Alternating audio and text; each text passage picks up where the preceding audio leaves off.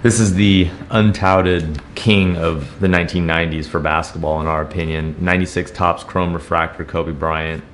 Just the 96 Topps mainstream issue has received a meteoric rise in value in recent times to become a four-figure price point card. The Chrome Refractor being the obvious highly desired subset of the base issue Topps Chrome, and the Topps Chrome rookies are multi-$1,000 cards now as well.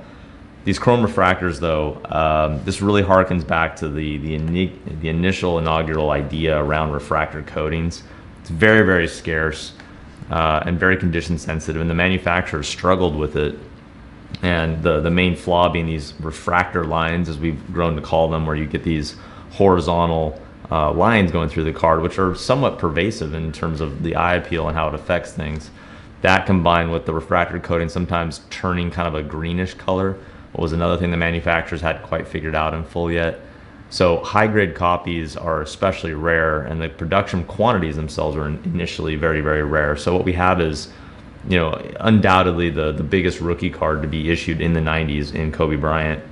And in our opinion, this is his premier investment piece in PSA 10, one of very few that we've brokered over the years, and there simply aren't enough of these to go around. The surfaces on this one are as nice as you're going to see. The greening effect that we mentioned is not present, and this card is also void of the refractor lines, which sometimes render lower grades. So, as it sits, this is just one of the most important and elusive investment pieces that exists in our market today. And as a whole, we are delighted to have it in the auction, and we encourage investors to take a very close look.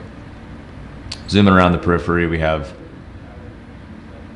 corners and edges which are as pristine and packed fresh as I think you're going to find. But the only thing this card isn't dead perfect is maybe about a 5-point centering shift right to left.